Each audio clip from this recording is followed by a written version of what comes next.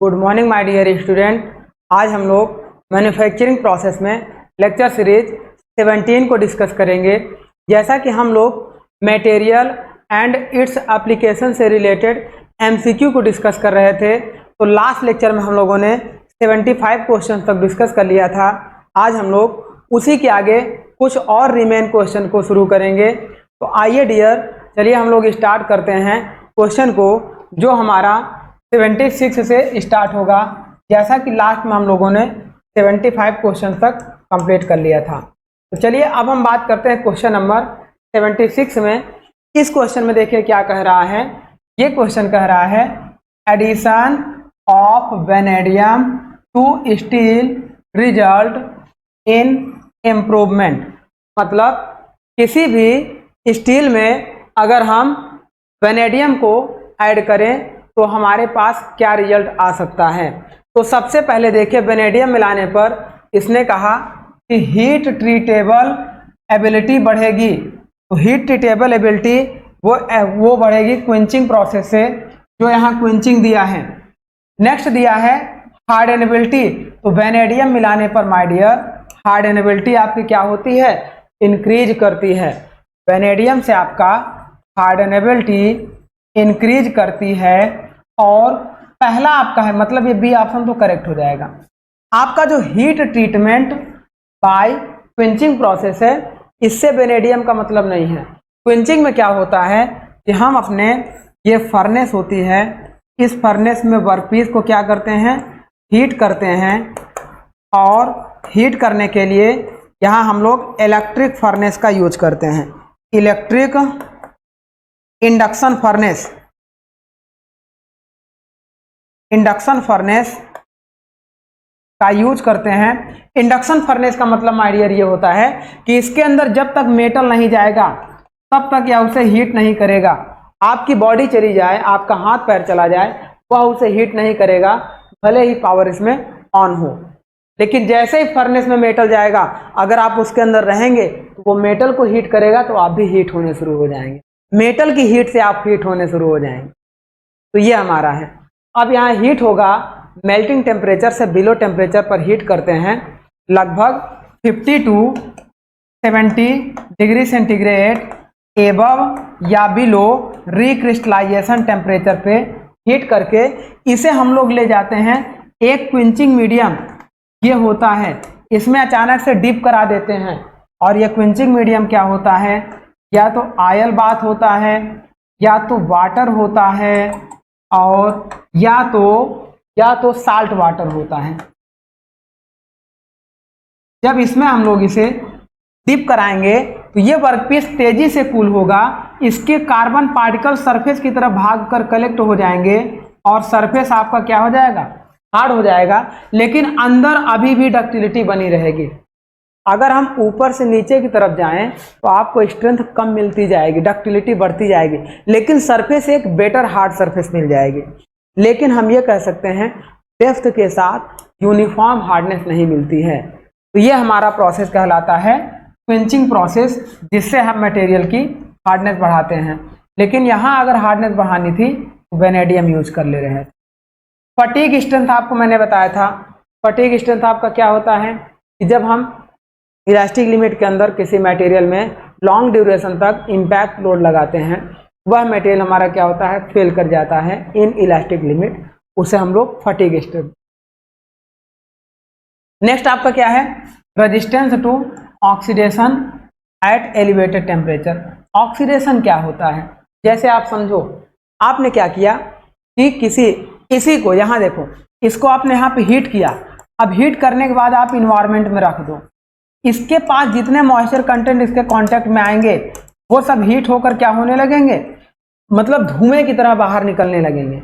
आपको लगेगा कि चारों तरफ मेटल धुआं छोड़ रहा है। मेटल धुआं नहीं छोड़ता है माय डियर, मेटल कोई फॉग नहीं छोड़ता है। जब मेटल हीट होता है तो जो मॉइस्चर कंटेंट होते हैं वह उसके साथ आकर रिएक्ट करते हैं और ऑक्साइड की लेयर बनाना शुरू करते हैं, जिससे वो क्या होता है, चारों तरफ फॉग बनना शुरू हो। उसे रोकने के लिए हम लोग उसमें निकिल मिलाते हैं, अभी आगे बताएंगे हम, है ना। ये हमारा होता है। तो इसका आंसर हमारा क्या होगा, बी होगा। नेक्स्ट क्वेश्चन की तरफ बढ़ते हैं। 78 क्वेश्चन कह रहा है the correct composition of austenite stainless steel is used for domestic utensils. इसका मतलब क्या है कि जब हम लोग नॉर्मल की बात कर रहे थे, नॉर्मल केस में जो ऑस्टेनाइट स्टेनलेस स्टील था, ऑस्टेनाइट स्टेनलेस स्टील यही तो हमारा था 18, 4, 1 और 0.7। तो इस तरीके से ये हमारा था टंगस्टन, क्रोमियम, वेनेडियम और कार्बन। लेकिन यहाँ पे हमारा किसके लिए डोमेस्टिक की बात करेगा तो डोमेस्टिक में टंगस्टन 18% आपका रहेगा, लेकिन क्रोमियम, वेनेडियम और कार्बन का परसेंटेज चेंज हो जाएगा। यहाँ कार्बन 0.7% था, वहाँ पे 0.08% कार्बन हो जाएगा, 0.08% कार्बन हो जाएगा जब इसे हम लोग डोमेस्टिक पर्पस से यूज करेंगे,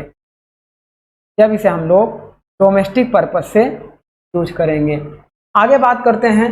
कार्बन आपका 0.08 मतलब ए और बी दोनों सेलेक्ट हो सकता है, ये दोनों कैंसिल आउट हो जाएंगे। अब देखो क्रोमियम की बात कर रहे हैं, क्रोमियम तो, लेकिन इसके पहले आप बात करेंगे क्रोमियम की बात करेंगे तो क्रोमियम इसमें 18% क्रोमियम ले लेते हैं। टंगस्टन आप हटा दीजिए, इसमें हम लोग क्या करते हैं क्रोमियम 18% ले लेते हैं डोमेस्टिक के लिए। 18% क्रोमियम देखो ए में है, बी में नहीं है, मतलब ए ऑप्शन सेलेक्ट हो जाएगा। अब क्रोमियम 18 हो गया, 8% निकेल रखते हैं, 2% मैग्नीज रखते हैं और 1% silicon. 1% silicon, 2% manganese, 8% nickel, 18% chromium और 0.08% कार्बन इज कॉल्ड डोमेस्टिक। हमारा क्या होता है स्टेनलेस स्टील। अब चलिए आगे बढ़ते हैं नेक्स्ट क्वेश्चन की ओर। अगला क्वेश्चन कह रहा है मैच लिस्ट फर्स्ट में आपके सारे स्टील के टाइप हैं, विथ सेकंड लिस्ट और सेकंड में उनके प्रोडक्ट हैं। किस स्टील से कौन सा प्रोडक्ट बनाया जा रहा है, उनके प्रोडक्ट की बात कर रहे हैं। हमेशा ध्यान देना, स्टील मतलब जिसमें हम लोग जिस थाली में खाना खाते हैं वह स्टील नहीं होता है। स्टील मतलब अगर हम इंजीनियर हैं तो हम आयरन को स्टील कहते हैं। स्टील की फैक्ट्री लगी है, मतलब अगर बात करें कि आप देखो, जैसे आपको क्या है सेल में नौकरी करना है, सेल में जॉब करनी है, तो सेल क्या है steel authority of India limited. वो जो आप बर्तन में खाना खाते हो वो उसको नहीं बनाती है। स्टील का मतलब वह सीधे आयरन से रिलेटेड मैन्युफैक्चरिंग करती है। तो हमेशा ध्यान देना स्टील आपका वही होता है। जो चमकीला दिखता है उसमें क्रोमियम की कोटिंग कर दी जाती है कोरोजन से बचने के लिए, क्रोमियम निकेल, ताकि वो हमारा अट्रैक्टिव दिखे और ड्यूरेबल हो, ये होता है। अब चलिए देखते हैं, फर्स्ट में स्टील है, सेकेंड में उसके प्रोडक्ट हैं। तो किससे क्या बनाते हैं चलिए मैच करा देते हैं। सबसे पहले माइल्ड स्टील की बात करेंगे। तो माइल्ड स्टील से क्या क्या बनाएंगे, तो माइल्ड स्टील की स्ट्रेंथ कम होती है, टूल स्टील की स्ट्रेंथ ज़्यादा होती है, मीडियम की स्ट्रेंथ माइल्ड से ज़्यादा होती है और हाई की उससे भी ज़्यादा होती है। तो स्ट्रेंथ के बेस पे अगर हम इनका यूज करेंगे तो स्ट्रेंथ के बेस पे सबसे ज़्यादा देखो हम बात करते हैं, देखो screw, commercial beam, crane hook और ब्लैंकिंग डाई। इन सभी को स्क्रू आप समझ रहे हैं, जो स्क्रू पेच वगैरह हम बनाते हैं, और स्क्रू जैक नहीं, स्क्रू पेच जो हम लोग टेम्परेरी जॉइंट के लिए यूज करते हैं, पावर स्क्रू, मशीन स्क्रू है ना, वुडन स्क्रू, ये सब की बात हो रही है। कॉमर्शियल बीम, जो हम लोग, बीम का मतलब इस तरीके की बिलेट जो हम लोग बनाते हैं, किस मटेरियल का बनाते हैं। साथ में क्रेन हुक, क्रेन हुक आपका कैसा होता है, ये देखिए इस तरीके का होता है। जब आपने देखा होगा, जब आपके कोई ये कुछ ऐसा आता है और ये ऐसा जाके बनता है, इसकी थोड़ा सा यहाँ पे मतलब और टिल्ट होता है, इसे हम लोग क्रेन हुक बोलते हैं। इसकी थिकनेस यहाँ से ऐसे बढ़ती जाती है, यहाँ कम हो जाती है। चलिए अब इस हुक को हम लोग किस मटेरियल का बनाएंगे, इसकी स्ट्रेंथ बहुत ज़्यादा होनी चाहिए, हार्डनेस होनी चाहिए, नहीं तो यहाँ पे स्क्रैच आ जाएंगे। डक्टिलिटी रहेगी तो जब ये लोड उठाएगा तो यहाँ से बेंड हो जाएगा। तो डक्टाइल मटेरियल का क्रेन हुक नहीं बनाएंगे, तो हार्ड मटेरियल का बनाएंगे जिसकी स्ट्रेंथ सबसे ज़्यादा होगी। ब्लैंकिंग डाई, ब्लैंकिंग डाई जो हम लोग, डाई मतलब समझ रहे, जो डाई एंड पंच होते हैं जिससे हम लोग ब्लैंकिंग होल वगैरह बनाते हैं, तो उसकी भी स्ट्रेंथ ज़्यादा होनी चाहिए। इसे बनाने के लिए किस मटेरियल का चेक करते हैं? तो सबसे पहले देखिए हमारे पास क्या था, सबसे हाई स्ट्रेंथ मटेरियल हमारे पास है tool steel.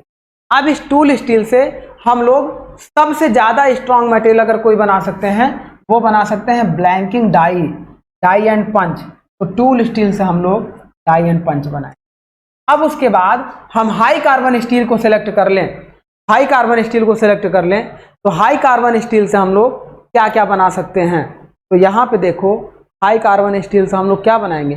Crane hook, commercial beam या स्क्रू। तो हम यहाँ पे क्या करते हैं, हाई कार्बन स्टील से क्रेन हुक बना लेते हैं और साथ में अब देखो अब हमारे पास क्या बचा हुआ है, medium carbon steel and mild steel. तो माइल्ड स्टील से हम लोग क्या करते हैं, एक मिनट, नहीं नहीं नहीं ये रॉन्ग है, ये रॉन्ग है, 1 मिनट।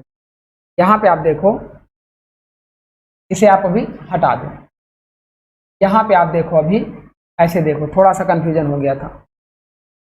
ऐसे देखो, जब हम बात करेंगे माइल्ड स्टील की, माइल्ड स्टील आपका क्या होता है, सॉफ्ट होता है माय डियर, डक्टाइल होता है, परसेंटेज ऑफ कार्बन बहुत कम होता है।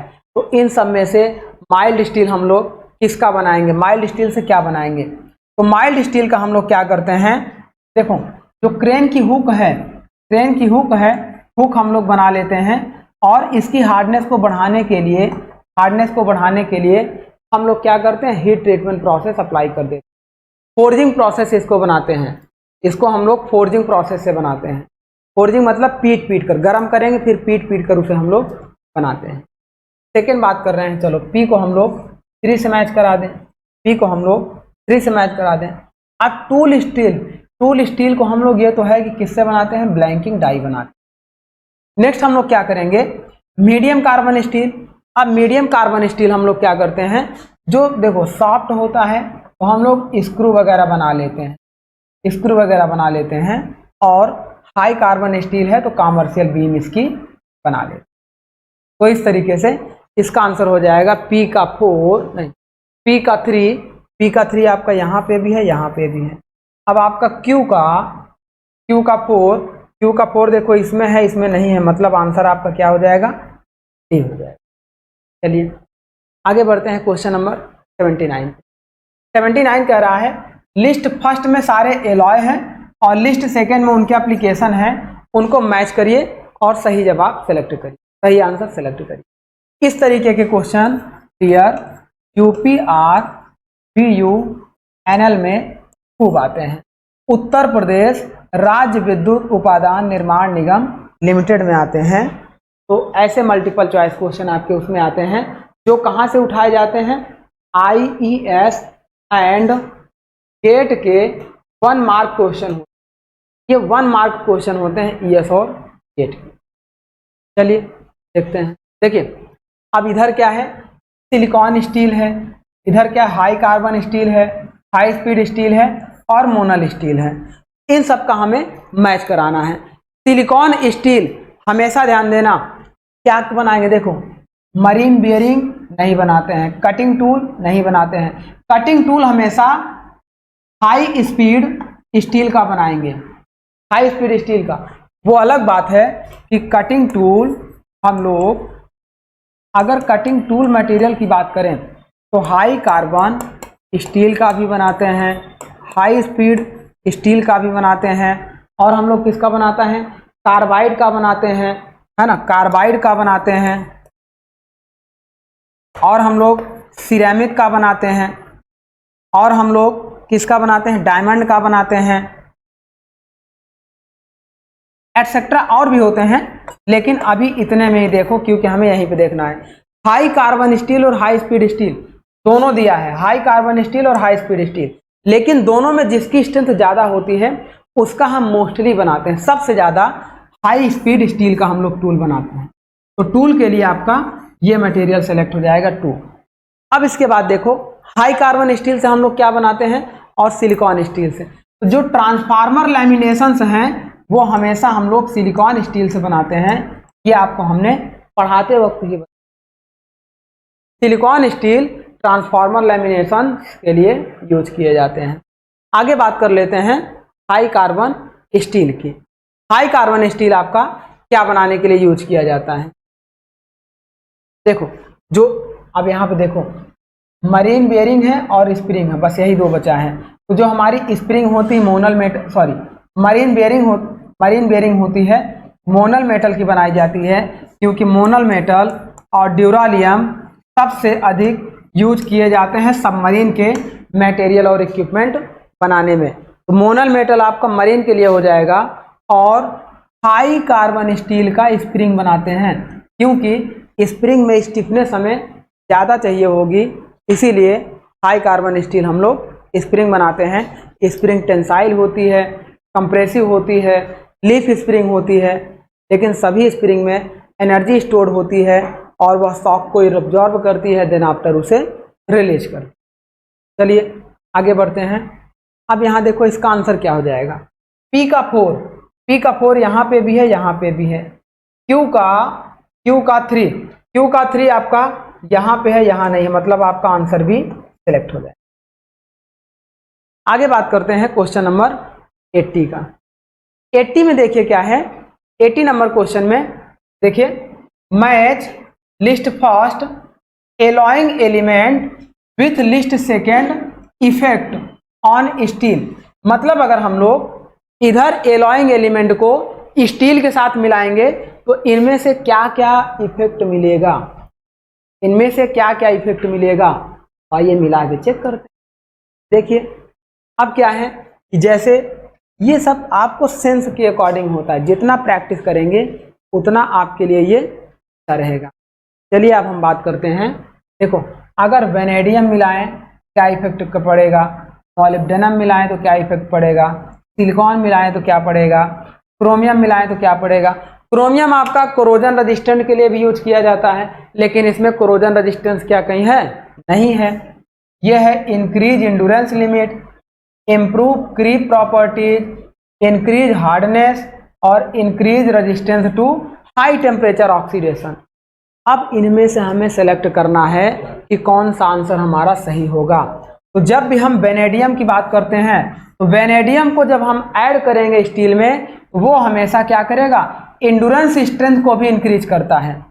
वेनेडियम हमारा क्या करता है, उस मटेरियल में इंड्योरेंस स्ट्रेंथ को भी इंक्रीज करता है हार्डनेस के साथ साथ।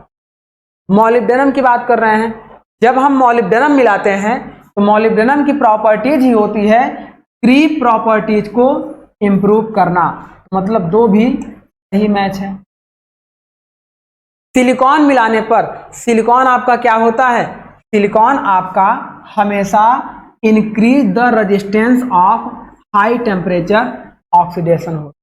मतलब जैसे देखो ये आपका इससे मैच हो जाएगा और ये आपका इससे। क्रोमियम आपका हार्डनेस इंक्रीज करने के लिए, हार्डनेस एंड कोरोजन रेजिस्टेंट के लिए यूज किया जाता है। अब देखो ये मटेरियल हो गया, इसे आप खूब गर्म कर दो फर्नेस में मेल्टिंग टेम्परेचर के बिलो टेम्परेचर पर, और इसे बाहर निकालिए। ये क्या करेगा, एटमॉस्फेयर के कांटेक्ट में आएगा और फॉग बनाना शुरू करेगा, धुएं निकलने लगेंगे। इसी को बोलते हैं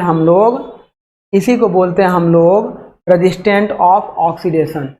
जब मतलब ये ऑक्सीडेशन होने लगा, अब इसे रोकने के लिए इसके अंदर हम लोग सिलिकॉन ऐड कर देंगे कास्टिंग के समय ही। तो यह सिलिकॉन क्या करता है, इसके ऑक्सीडेशन को रोकता है, जिसे हम लोग रेजिस्टेंस ऑफ टेम्परेचर ऑक्सीडेशन। तो इस तरह से इसका आंसर हो जाएगा वेनेडियम पे P का 1 यहाँ पे, Q का 2 यहाँ पे है, यहाँ पे नहीं, मतलब आंसर डी इसका करेक्ट हो जाएगा। आगे बात करते हैं क्वेश्चन नंबर 81 का। 81 आपका क्या कह रहा है, मैच लिस्ट फर्स्ट में आपके सारे टाइप के स्टील दिए गए हैं। अब सेकंड में इसके एप्लीकेशन दिए गए हैं। तो ये हमारे स्टील हैं और इनसे क्या क्या बनाए जा सकते हैं। तो सबसे पहले देखो कौन कौन से स्टील हैं। Mild steel, tool steel, high carbon steel, medium carbon steel. आइए देखते हैं कि हम लोग इससे क्या क्या बनाते हैं। तो हमेशा ध्यान देना, जो माइल्ड स्टील होती है उससे देखो क्या बॉल बेरिंग बनाएंगे, नहीं बनाएंगे। कोल्ड चीजल बनाएंगे, नहीं बनाएंगे। शाफ्ट एंड एक्सल भी नहीं बनाएंगे। पहले ये तो समझो कि बॉल बेरिंग होती क्या है।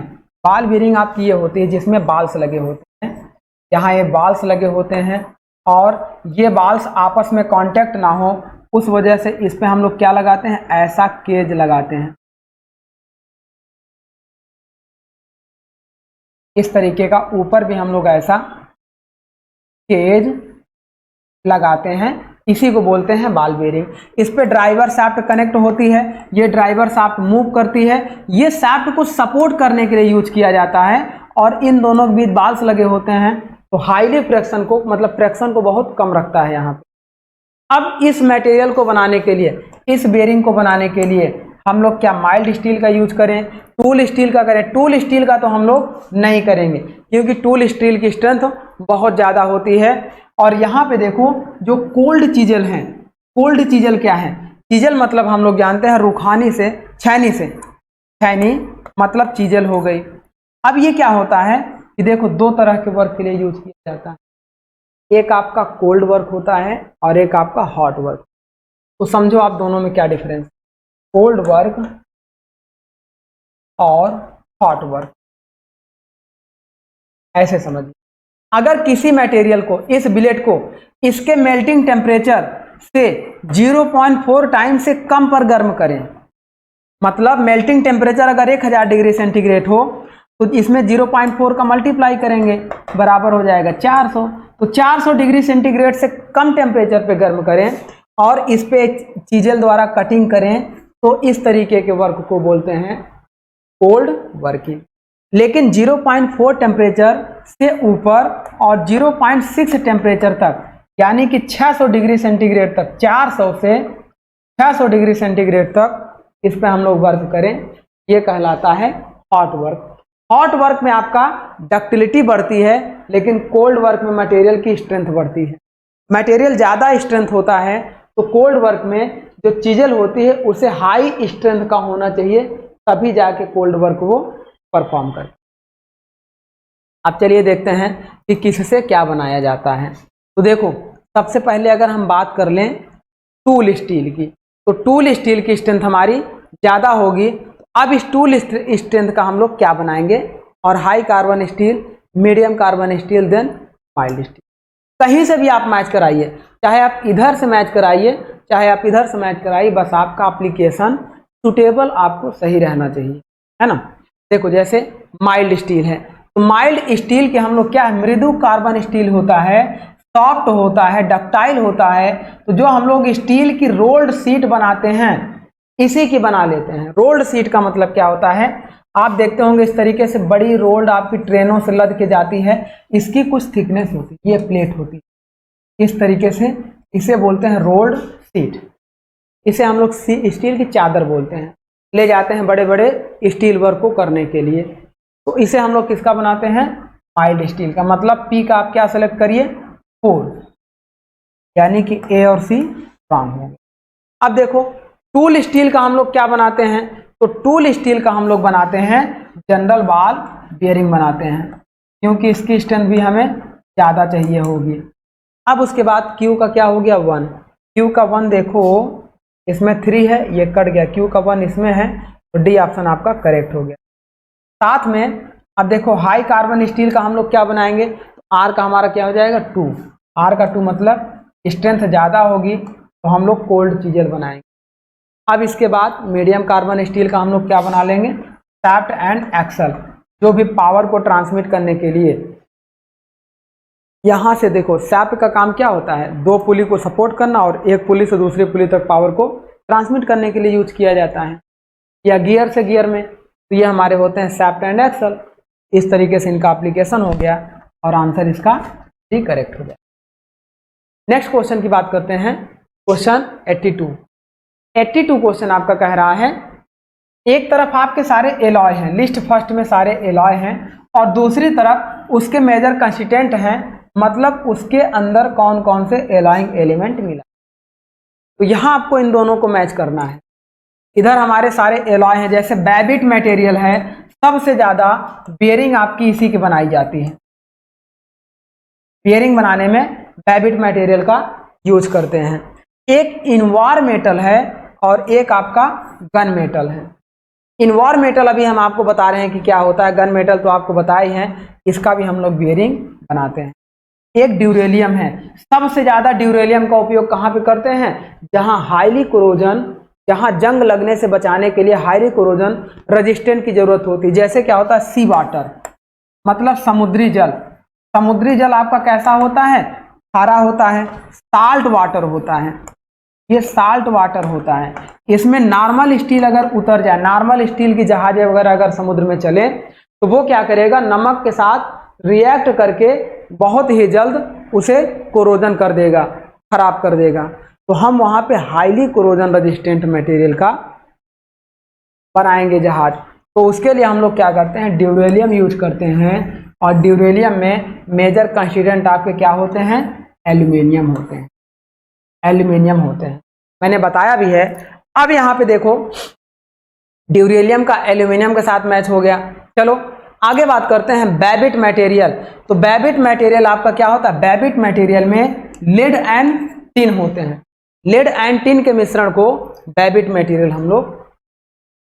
आगे देखो, इनवार मेटल एक बच रहा है और एक आपका गन मेटल बच रहा है। तो गन मेटल आपका क्या होता है, जो कॉपर के कंस्टिट्यूएंट होते हैं, कॉपर के कंस्टिट्यूएंट होते हैं, वो हमारे गन मेटल बनाते हैं, जिनका उपयोग बेयरिंग जैसे मटेरियल को बनाने में किया जाता है। और इनवार मेटल आपका क्या होता है, निकिल होता है। निकिल प्लस आयरन के मिश्रण को हम लोग इनवार मेटल कहते हैं, जिसमें आपका आयरन लगभग 60% प्लस निकिल लगभग 40% होता है।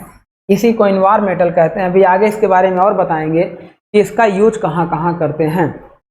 चलिए, इसके लिए मेन आंसर क्या हो गया, P का 2, P का 2 मतलब ये सही है, ये सही है, ये दोनों गलत हो गए। देखो B और D रॉन्ग हो गया। अब आपका Q का 1 है, Q का 4 यहाँ ये रॉन्ग हो गया, 1 ये सही, मतलब आंसर आपका C करेक्ट हो गया। तो इस तरीके से C ऑप्शन आपका।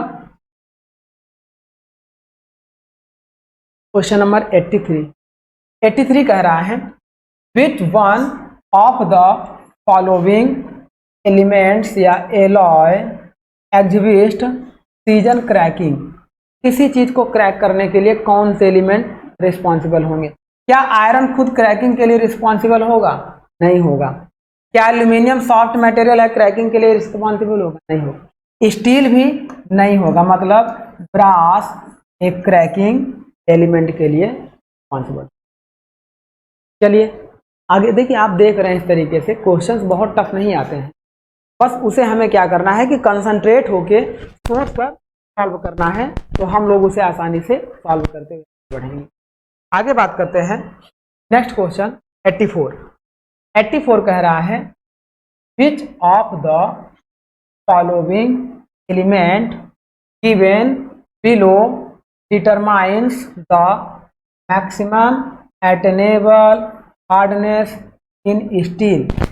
अब स्टील में मैक्सिमम हार्डनेस को अचीव करने के लिए निम्न में से 1 2 3 4 में से क्या क्या मिलाते हैं। सबसे ज्यादा हार्डनेस अचीव करनी है, नॉर्मल हार्डनेस नहीं, क्योंकि देखो कार्बन को मिलाने पर हार्डनेस तो बढ़ती है लेकिन मोर हार्डनेस नहीं। अब यहाँ पे देखो, क्रोमियम को मिलाने पर, क्रोमियम आपका क्या हाईली कोरोजन रेजिस्टेंट है, और साथ में ये हमारा क्या करता है, हार्डनेस को भी इंक्रीज करता है, लेकिन ये हाईली कोरोजन रेजिस्टेंट होता है, हार्डनेस बहुत कम क्वांटिटी में इंक्रीज करता है।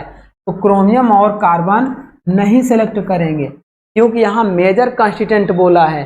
सबसे ज्यादा मैक्सिमम एटेनेबल हार्डनेस, ज्यादा से ज्यादा हार्डनेस किससे अचीव कर सकते हैं, तो मैग्नीज अगर हम लोग मिलाते हैं बहुत हार्डनेस इंक्रीज होती है, और मॉलिब्डेनम भी मिलाते हैं हार्डनेस आपकी इंक्रीज। तो इसका आंसर हो जाएगा 2 and 4।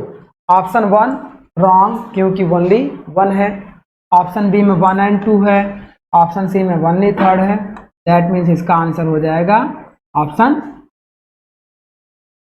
ये हो गया हमारा ऑप्शन डी करेक्ट हो गया। चलिए अब बात करते हैं क्वेश्चन नंबर 85। 85 कह रहा है coefficient of expansion is practically nil in a particular alloy, what is this alloy. देखो जैसे हम लोग क्या करते हैं, ये वर्कपीस है, अब अगर इसे हम लोग टेम्परेचर इंक्रीज करें तो ये क्या होगा, बढ़ने लगेगा, अपने साइज को बढ़ाएगा, और टेम्परेचर डिक्रीज करने पर अपने साइज को घटाता है। तो इस तरीके के मटेरियल में कोएफिशिएंट ऑफ एक्सपेंशन ज़्यादा होता है, लेकिन उस एक्सपेंशन को खत्म कर दें तो वो हमारा क्या हो जाएगा, कितना भी हीट देंगे यह मटेरियल आगे नहीं बढ़ेगा। तो जैसे रेल की पटरियां गर्मियों में टेढ़ी मेढ़ी दिखती हैं, क्यों, क्योंकि टेम्परेचर बढ़ने पर उनका साइज बढ़ जाता है, डेंसिटी भी घट जाती है, यही सब रीजन होते हैं। अब वहाँ पे अगर हम ऐसे कौन से मटेरियल का यूज कर रहे हैं कि गर्मी में कितनी भी धूप पड़े पटरी बिल्कुल सीधी रहे, लेकिन वो मटेरियल अगर बहुत महंगा है तो हम चाहेंगे चलो पटरी थोड़ी मोड़ी टेढ़ी भी रहे बट हमारी कॉस्ट कम लगनी चाहिए। तो कॉस्ट को भी हमें ध्यान देना है, मेजर आपका कॉस्ट भी होता है। पहले देख लेते हैं कि कौन सा मटेरियल होता है। तो देखो जो इनवार मटेरियल अभी हमने आपको बताया, इनवार एक ऐसा मटेरियल है जिसका उपयोग हम लोग जब करते हैं तो वह क्या करता है, प्रैक्टिकली जो कोएफिशिएंट ऑफ एक्सपेंशन है उसको खत्म कर दे, नेग्लेक्ट कर दे। आगे आइए इसके बारे में जस्ट हम बताने चल रहे हैं। अब ब्यूटाइलियम और स्टीलाइट भी है, लेकिन आगे देखिएगा एक क्वेश्चन के बाद हम लोग इसका और डिटेल्ड दिखाएंगे। ये क्वेश्चन क्या है, the element which added to steel help in chip formation during machining are. मतलब कि जैसे चिप बनाने के लिए पहले तो ये समझो कि चिप होती है, जो आप चिप्स खाते हैं वो भी एक चिप होती है, लेकिन वो हमारी किसकी बनती है, आलू पोटैटो वगैरह की बनती है। तो यहाँ चिप देखो मेटल के लिए, जब हम लोग ऐसा मेटल कटिंग करते हैं, ये वर्कपीस, अब इतना मेटल हमें, ये हमारे लिए अनवांटेड मेटल था, इसे काट के निकाल रहे हैं तो ये हमारी चिप बनेगी। अब ये चिप ऐसे लगातार देखो, ये चिप अगर इस तरीके से लगातार बनती जाए, आगे जाके घूमती जाए, तो इसे बोलते हैं कॉन्टिन्यूअस चिप। ये चिप ऐसी लगातार बनती जाए, लेकिन टेम्परेचर यहाँ पे ड्रॉप होकर चिप मेल्ट होकर इसके ऊपर जमती जाए टूल पर, तो इसे बोलते हैं बिल्ट अप एज चिप। अब चिप हमारी ऐसे टुकड़ों में टूटती जाए, इकट्ठी ही ना हो, तो ये ब्रिटल मटेरियल में होता है, इसे बोलते हैं डिसकॉन्टिन्यूअस चिप। अब हमारा क्या होता है, चिप हमारी क्या हो, ये वर्कपीस हो जाए और ये टूल हो जाए, एक ही जगह पे चिप हमारी इस तरीके से इकट्ठी होती जाए, तो इस तरीके के मटेरियल में ये बोलते हैं कैसा, लो थर्मल कंडक्टिव या नॉन थर्मल कंडक्टिव मटेरियल होते हैं, जिसमें चिप एक ही जगह पे बनती है। ऐसी चिप को बोलते हैं my dear unusual strain chip. ये कहलाती है अनयूजुअल स्ट्रेन चिप, और ये कहलाती है डिसकॉन्टिन्यूअस। ये दोनों कहलाती हैं कॉन्टिन्यूअस, लेकिन अगर इसकी बात करेंगे तो continuous with build up edge कहलाती हैं। डक्टाइल मटेरियल दोनों में होता है, ये ब्रिटल मटेरियल होता है, ये नॉन थर्मल कंडक्टिव या लो थर्मल कंडक्टिव। अब इन चिप को बनने के लिए ऐसी कौन सी प्रॉपर्टीज इस वर्कपीस में मिलाएं, ये टूल हो गया, इस वर्कपीस में मिलाएं कि जिससे ये चिप हमारी आसानी से बननी शुरू हो। हार्ड बहुत ज़्यादा मेटल होगा तो चिप नहीं बनेगी, पाउडर बनने लगेंगे। तो चिप बनने के लिए देखो, पहला है सल्फर। सल्फर मिलाने से चिप आपकी इजी मशीनेबल हो जाता है, क्योंकि ट्रिक आपको हमने एसएमएस का बता रखा है। एस फॉर स्ट्रेंथ बढ़े, सॉरी एस फॉर सल्फर, मिलाने पे मशीनेबिलिटी तेज कर। दूसरा क्या है, लेड एंड फास्फोरस। इन दोनों को भी मिलाने पर आपकी मशीनेबिलिटी बढ़ती है और आपकी चिप फॉर्मेशन इंक्रीज होंगे। मतलब इसका आंसर ए ही करेक्ट हो। आगे बढ़ते हैं क्वेश्चन नंबर 87। अब यहाँ थोड़ा सा और इम्पॉर्टेंट चीज़ आपको बताएंगे स्टीलाइट और इनवार मटेरियल के बारे में। पहले देखो क्वेश्चन कह रहा है which one of the following processes the property of non sparking characteristic. अब हमारी किसी मटेरियल में, इन सब में से ऐसे कौन से मटेरियल की नॉन स्पार्किंग कैरेक्टरिस्टिक प्रॉपर्टी हो? जैसे लोहे को लोहे से आप टच कराइए, हाई इम्पैक्ट दीजिए, हाई स्पार्क जनरेट, उसे हम लोग स्पार्किंग कैरेक्टरिस्टिक कहते हैं। पत्थर से पत्थर को आप हाईली इम्पैक्ट कराइए तो वहाँ स्पार्क जनरेट होंगे, तो उसे स्पार्किंग कैरेक्टरिस्टिक कहेंगे। अब लोहे से लोहे में अगर टच हो रहा है बार बार मेटल और वहाँ स्पार्क होगा, और वहाँ अगर लुब्रिकेंट ऑयल वगैरह रहेंगे, वहाँ आग लगने की संभावना है, कुछ और जगह भी आग लग सकती है। उसे हम लोग नेग्लिजिबल करने के लिए नॉन स्पार्किंग मटेरियल का यूज करते हैं। और वो कौन नॉन स्पार्किंग मटेरियल होते हैं, आइए ऑप्शन के अकॉर्डिंग देखें। देखिए ऑप्शन ए आपका क्या है, देखो Hatfield, manganese, steel. Option B आपका क्या है, स्प्रिंग स्टील, ये भी नहीं होगा स्प्रिंग स्टील। स्टीलाइट एक ऐसा मटेरियल होता है माय डियर जिसका उपयोग स्पार्किंग लेस या नॉन स्पार्किंग के लिए करते हैं। आइए समझते हैं स्टीलाइट और इन्वायरमेंटल क्या होते हैं। देखो स्टीलाइट की अगर हम बात करेंगे तो जो हमारे पास देखो tungsten, chromium, nickel, iron, silicon, molybdenum और कोबाल्ट, इन सभी को मिलाकर एक मटेरियल बनता है जिसे हम लोग स्टीलाइट मटेरियल कहते हैं। और इसमें जो मेजर कंस्टिट्यूएंट होते हैं 4 से 6% टंगस्टन, 7, देखो यहाँ देखो अगर हम बात करेंगे क्रोमियम की तो लगभग 27 से 32% क्रोमियम और 0.8 से 1.5% तक कार्बन होता है, या 0.7 से 1.4% तक कार्बन आपका। ऐसे मटेरियल को हम लोग स्टीलाइट मटेरियल कहते हैं। चलिए इन्वायरमेंटल देखिए क्या होता है। इन्वायरमेंटल आपका, सॉरी अभी मैंने आपको 40 और 60 बता दिया था। 40 आप मैंने आयरन प्लस निकिल बता दिया था। ये होता है 64 प्लस 36, इसको आप लोग करेक्ट कर लीजिएगा। ये होता है 64 प्लस 36। 64 आपका आयरन होता है और 36 आपका निकिल होता है। दोनों मिलाकर जो मटेरियल हमारा बनता है उसे हम लोग इन्वायर मटेरियल कहते हैं। इसका सबसे ज़्यादा उपयोग जो इंची टेप बनाने में किया जाता है, या मेजर सर्वेइंग, देखो सर्वेइंग टेप बनाने में, इंची टेप बनाने में जिससे हम लोग डिस्टेंस मेजर करते हैं। सिविल वाले जो सर्वे करते हैं, लैंड सर्वे, रोड सर्वे, वहाँ पे हम लोग क्या करते हैं, या तो टेप का यूज करते हैं, या जरीब का यूज करते हैं, या चेन का यूज करते हैं। तो ये सब अलग अलग इक्विपमेंट उनके होते हैं। लेकिन छोटी दूरी को मेजर करने के लिए वो सर्वे टेप का यूज करते हैं। सर्वे टेप छोटा है तो स्टील का बनाते हैं, बड़ा है तो प्लास्टिक या रबर का बनाते हैं। बड़े वाले का नहीं बात कर रहे हैं जो स्टील का बनता है। आगे क्या करते हैं, स्टैंडर्ड लेंथ को मेजर करने वाले जितने भी इंस्ट्रूमेंट होते हैं उनको बनाने में, और टेम्परेचर सेंसिटिव डिवाइसेस बनाने में हम लोग इसका उपयोग करते हैं। ये हमारा होता है स्टीलाइट मटेरियल। आगे बढ़ते हैं, क्वेश्चन नंबर 88 आपका कह रहा है dear, match list first with list second and select the correct answer using code. First को सेकेंड के साथ आपको मैच करना है और सही आंसर को सेलेक्ट करना। तो देखिए क्या क्या है, पहले है गन मेटल, फिर है फॉस्फोरस ब्रॉन्ज, देन है ग्रे कास्ट आयरन, और देन है एल्यूमिनियम काय। तो चलिए हम लोग सेलेक्ट करते हैं कि सबसे पहले गन मेटल से हम लोग क्या बनाते हैं, चेक करते हैं। देखिए वार्म व्हील गन मेटल से नहीं बनाएंगे, सिलेंडर ब्लॉक गन मेटल से नहीं बनाएंगे, कास्ट आयरन का बनाते हैं, लेकिन किसका बनाएंगे अभी चेक करते हैं। पिस्टन एल्यूमिनियम का बनाते हैं, पिस्टन आपका किसका बनाते हैं, एल्यूमिनियम का बनाते हैं। तो ये एल्यूमिनियम और इसके एलॉय आपके लिए क्या हो जाते हैं, पिस्टन के लिए हो जाते हैं। गन मेटल आपका क्या बनाते हैं, बुशेस वगैरह, जो बुशिंग पार्ट वगैरह होते हैं।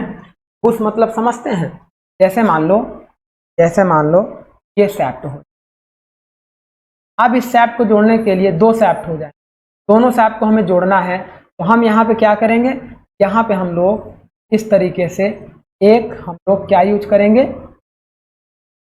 इस तरीके से हम लोग कपलिंग का यूज करेंगे। अब ये कपलिंग पे यहाँ पे हम लोग नट एंड बोल्ट का यूज करते हैं, नट एंड बोल्ट का यूज। Nut and bolt. लेकिन यहाँ पे देखो, अब ये नट एंड बोल्ट सीधे आपस में कांटेक्ट ना हो कपलिंग से, तो उसके लिए हम लोग क्या करते हैं, उसके लिए यहाँ पे एक लेयर लगा देते हैं, किसकी, बुश की। यहाँ पे एक लेयर लगा देते हैं बुश की।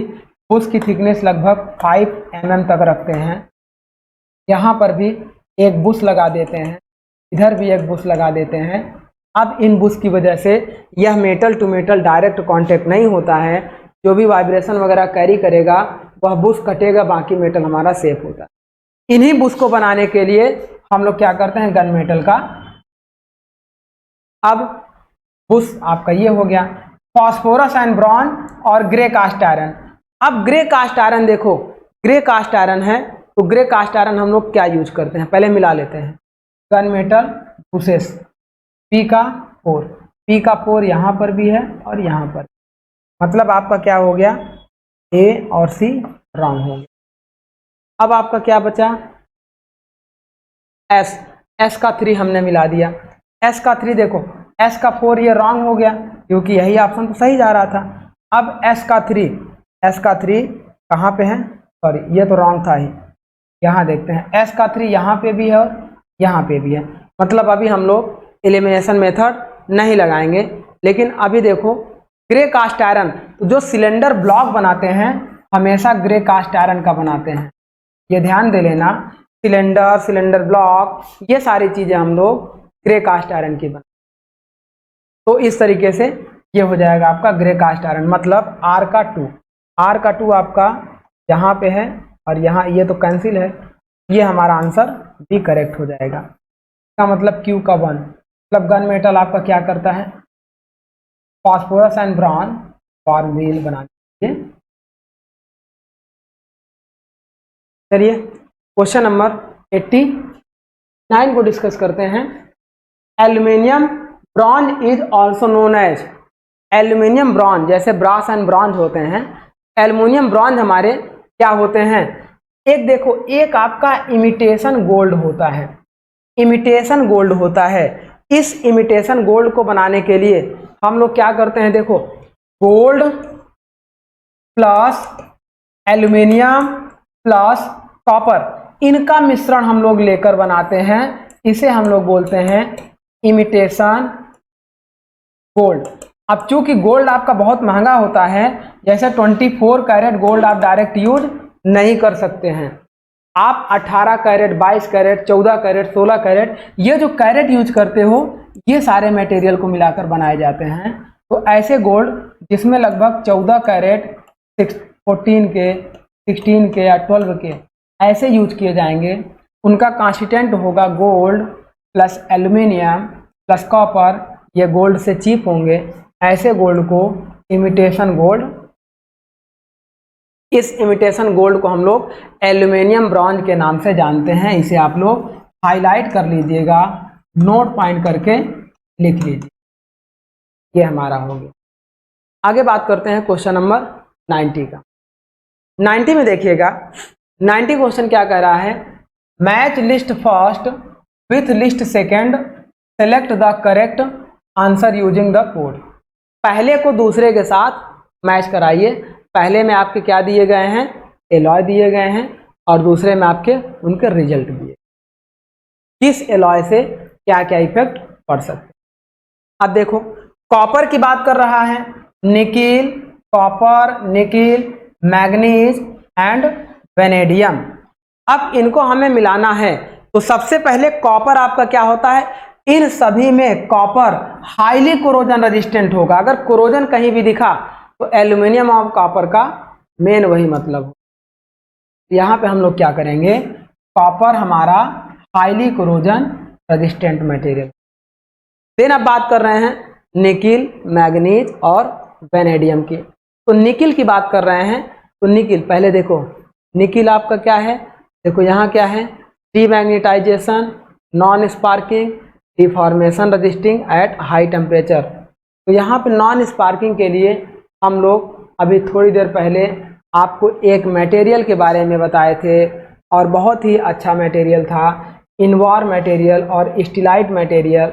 अब आगे बात करते हैं यहाँ पे देखो, अभी निकिल छोड़ो, मैग्नीज एंड वेनेडियम।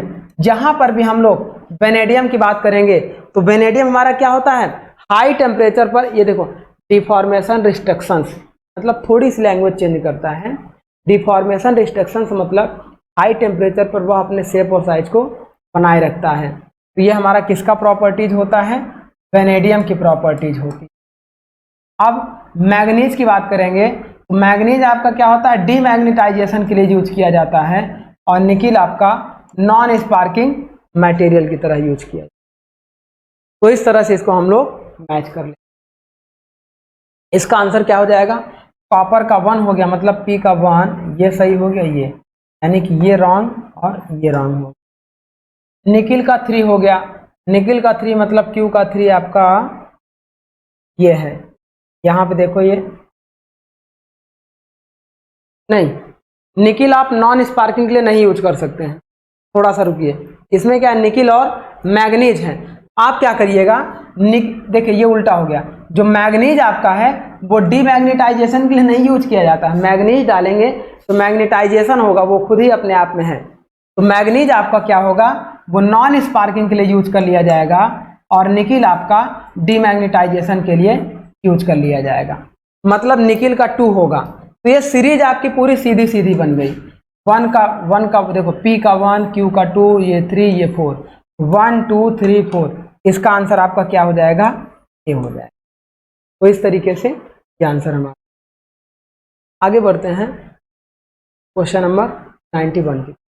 91 कह रहा है, which one of the following is the major alloying element in Invar, वही इनवार मटेरियल आ गया जिसमें 64% हमारा क्या होता है, आयरन होता है, प्लस 36% हमारा क्या होता है, निकिल होता है।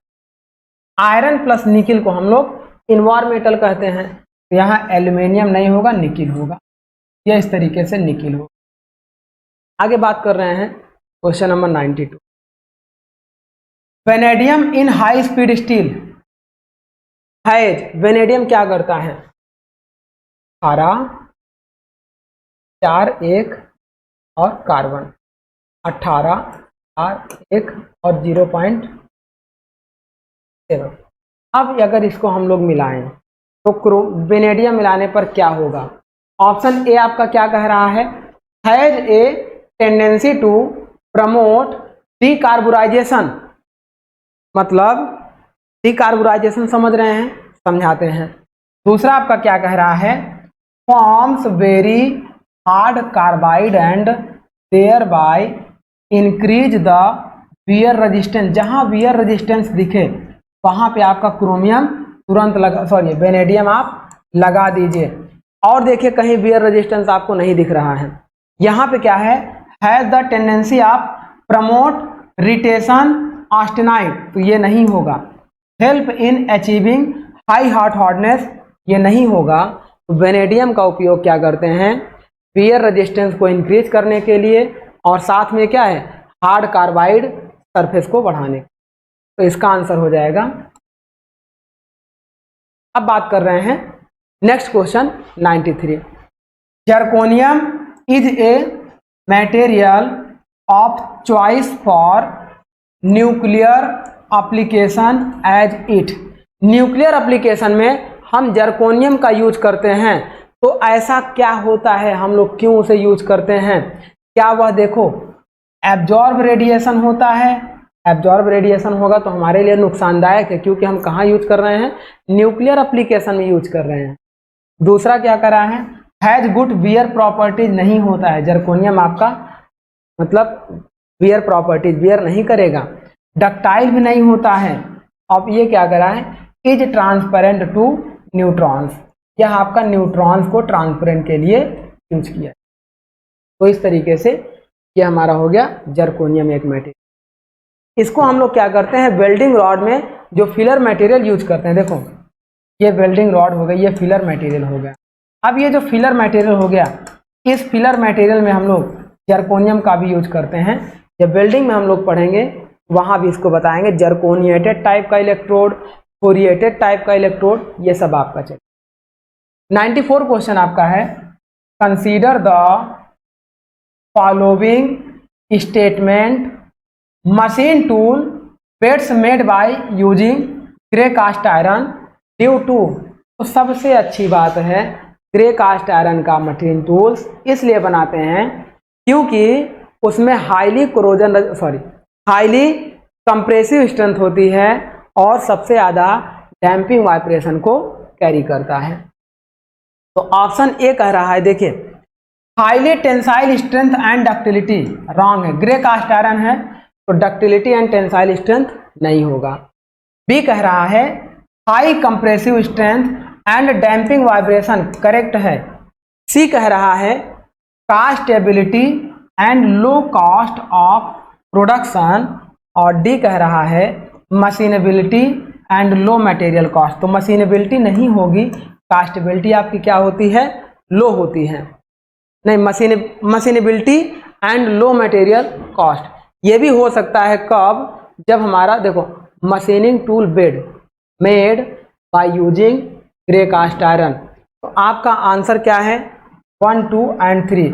1 जहाँ जहाँ है वहाँ वहाँ आप क्या करिए, ये नेग्लेक्ट हो गया, ये नेग्लेक्ट हो गया, ये नेग्लेक्ट हो गया, आंसर आपका क्या बचा, सी बचा। तो इस तरीके से 2, 3 एंड 4 करेक्ट आंसर हो जाएगा। तो मतलब मशीनेबिलिटी तो रहेगी।